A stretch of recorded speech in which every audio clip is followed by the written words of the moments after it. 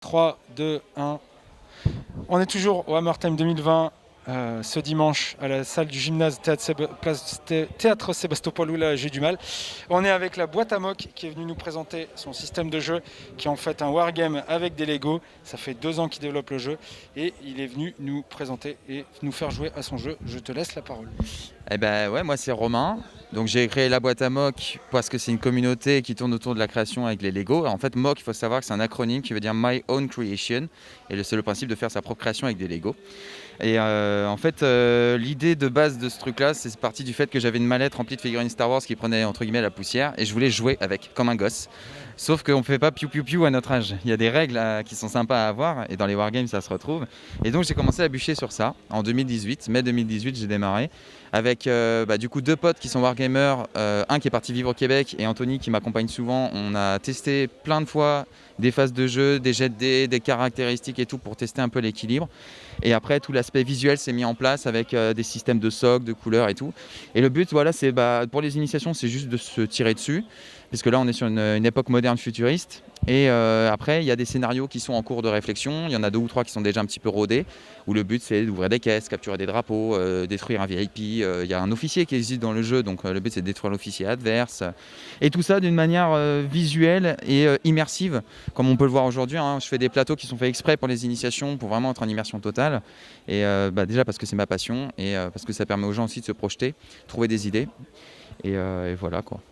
Et donc du coup, si vous souhaitez télécharger les règles, donc le jeu s'appelle comment exactement ? Alors le jeu s'appelle My Own Army, MOA. Donc j'ai repris tout simplement l'acronyme du MOC que j'ai remasterisé. Et donc oui, les règles du jeu sont disponibles sur Utip. Donc c'est une plateforme de financement participative, un peu comme Tipeee. Mais je la trouve mieux cette plateforme parce qu'en fait, Tipeee, vous avez un montant qui est fixe. Alors que Utip, enfin, non, peut-être pas. Mais Utip, je trouve que c'est libre. C'est-à-dire que si le document il est à 0 €, si vous voulez mettre 5 €, vous les mettez. C'est libre. C'est vraiment ce libre arbitre de choisir je mets ou je mets pas. Donc il y a la seule chose qui est payante dans tout ce que je mets sur ma plateforme, c'est les règles de base à 5 €. Et tout le reste, les fiches unités, les règles d'extension, les notices de montage des différents accessoires qui eux aussi sont en Lego entièrement, tout ça c'est gratuit. Et même les notices d'ailleurs de véhicules que je peux créer moi-même, en fait je les mets librement en accès libre de téléchargement. Donc du coup, on peut avoir les notices de montage pour toutes les figurines, etc. Les décors y compris, ou alors c'est vraiment que les figurines. Enfin, si moi demain, mon fils il a plein de Lego, je me dis je veux monter une petite table, je prends le livre de règles, et donc du coup derrière, tu as une communauté qui approvisionne en plans, etc. Alors non, parce que je suis tout seul à alimenter en fait cette plateforme-là, donc évidemment tout seul je peux pas en faire beaucoup, je suis limité. Les seules choses en fait qui sont accessibles, c'est les gabarits, les réglettes comme ça qui sont entièrement faites en Lego. Donc ça c'est juste pour avoir vraiment la référence des pièces utiles pour ça.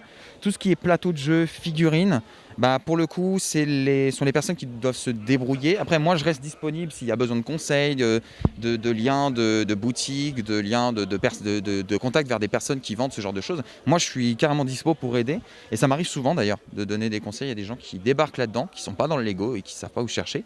Et le plateau, comme c'est pas quelque chose de fixe, on peut faire avec ce qu'on a, juste 4 plaques, 3 bagnoles et un vaisseau spatial au milieu, on a un terrain de jeu au final. Ou même 4 briques pour faire des murs et c'est bon. Donc là après, ceux que moi je me présente sont très travaillés. Des fois ça fait peur, on se dit ça coûte cher, ouais mais on n'est pas obligé de faire avec tout ça. On peut même jouer sur une table avec des chaises, avec des assiettes, des verres et des couverts. Au final ça marche. Et voilà, mais les seules choses qui sont trouvables et téléchargeables sur Utip sont les notices de mes véhicules, de tout ce que moi je crée. Mais à l'avenir, pourquoi pas, si des personnes créent des trucs exprès pour ça et qui veulent partager, moi je les mettrai en ligne, quoi, sans problème. Et donc du coup là le jeu c'est futuriste et tu nous disais juste avant qu'il y avait des envies de développement par la suite qui seront autres. Donc je te laisse.